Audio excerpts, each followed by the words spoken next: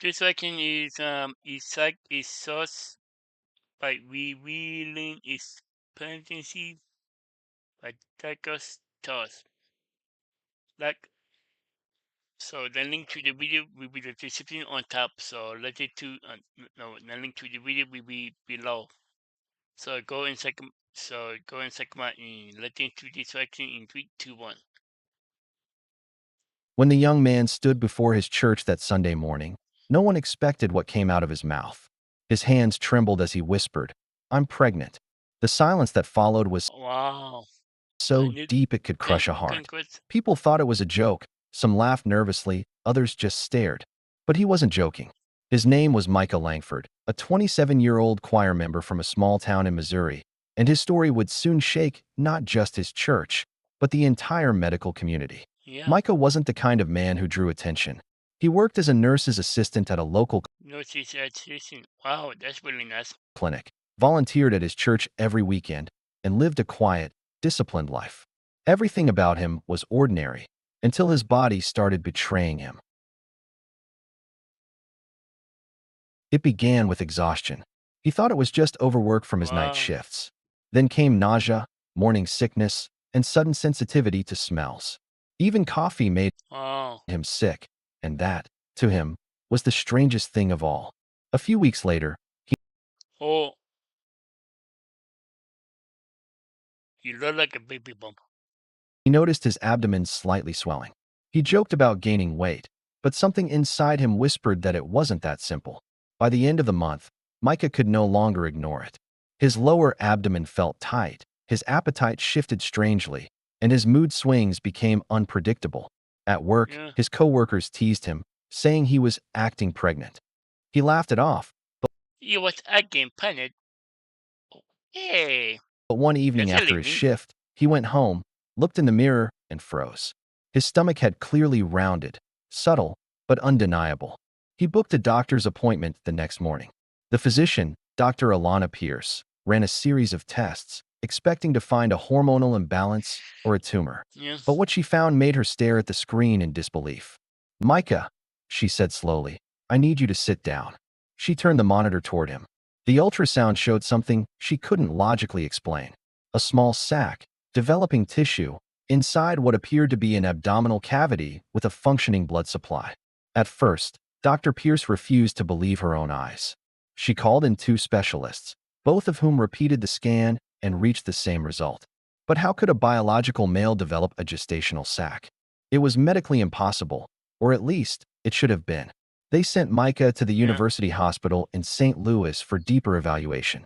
There, a St. Louis. team of endocrinologists and geneticists ran advanced imaging, blood work, and hormonal tests.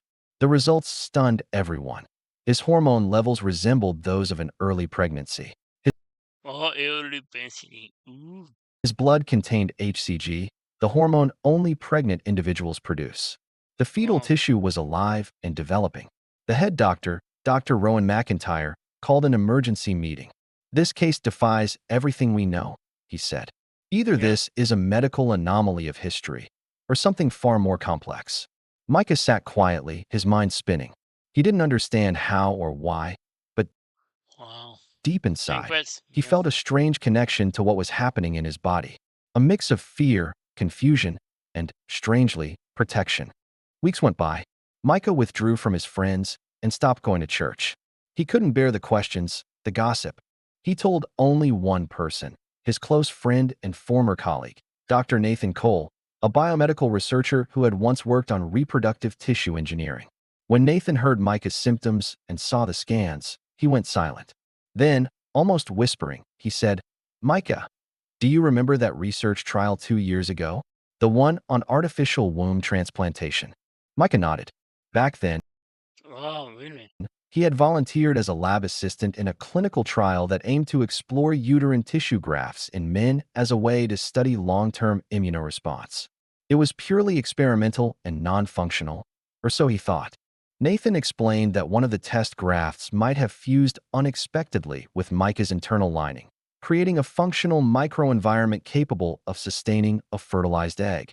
But how had it been fertilized? That question haunted everyone. Under the microscope, researchers discovered something even stranger. Micah's body showed traces of donor stem cells that had been part of that same medical trial. The theory was shocking. Those cells had adapted, forming rudimentary reproductive tissue. Yeah. Somehow, through either a lab mishandling or accidental transfer during the research phase, a single fertilized ovum had developed inside his grafted tissue. It was a 1 in a billion occurrence, medically Wow. possible only under highly specific and accidental conditions. Nathan admitted, Micah, this wasn't supposed to happen, but it did, and you're carrying it. Micah's eyes filled with tears. So you're saying, this life wasn't planned by me. It's science gone wrong. Nathan shook his head. Maybe not wrong. Maybe nature found a way Yeah, that's so, yeah. we didn't expect. By the time Micah reached his second trimester, the changes were undeniable. He wore loose clothing, avoided social gatherings, and lied about having a stomach condition. But his church noticed his absence. The community he once loved began whispering. One Sunday morning, guilt and exhaustion pushed him to return. He sat through the sermon, trembling. As the pastor spoke about truth and forgiveness, something broke inside him. He stood up. The room turned silent. Wow. I need to say something, he said, voice cracking. I haven't been sick. I'm pregnant. A gasp ran through the crowd. Some shouted blasphemy. Others laughed in Really? disbelief. His best friend, Really? Clara, fainted. Micah didn't explain further. He simply said, It's not what you think. It's something I can't explain, but it's real. I've seen it. The doctors have seen it. Within hours, his story spread through town. Social media lit up with headlines. Man claims to be pregnant. Church in shock. News outlets surrounded the hospital. Religious groups debated whether it was a miracle or madness. Scientists wanted to study the case under tight ethics supervision. Micah, meanwhile, struggled between two worlds. The medical reality that said this was a once-in-human-history biological event, and the spiritual world that saw him as a symbol of divine mystery or heresy. He spent nights talking to the life growing inside him, That's good. unsure whether to feel joy or terror. At 6 months, things turned critical. The grafted womb tissue began to weaken. Doctors warned him that carrying further could rupture internal organs.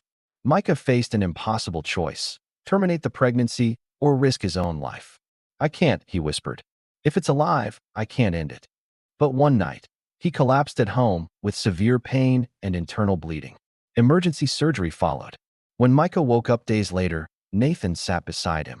You're okay, he said softly. We had to operate. You lost a lot of blood, but we saved you. Micah's eyes filled with tears. And the baby? Nathan hesitated. It was still early. It didn't make it. But what you carried changed medicine forever. The medical team preserved the tissue, confirming that Micah's case was not a hoax. It became a published study under the Wow. title Spontaneous Extrauterine Gestation Following Uterine Tissue Integration in a Male Subject. The church eventually forgave him. Some saw it as divine mystery. Others simply couldn't comprehend it. But Micah's courage inspired doctors worldwide to rethink the boundaries of biology. Months later, Micah returned to the same church. He didn't speak about science or miracles. He simply said, Sometimes what happens to us isn't meant to be understood. It's meant to You know? remind us how little we know about life itself. People listened in silence. This time, no one laughed. Micah's story wasn't about fame or shock. It was about how fragile and unpredictable life can be.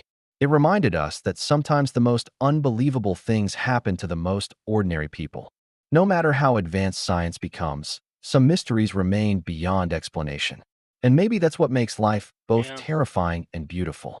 So now let me ask you this. If something completely impossible happened to you, something no one would ever believe, would you have the courage to tell the world or keep it hidden forever? Let me know in the comment box below and subscribe for more interesting science fiction stories. I already told the wall. Yeah.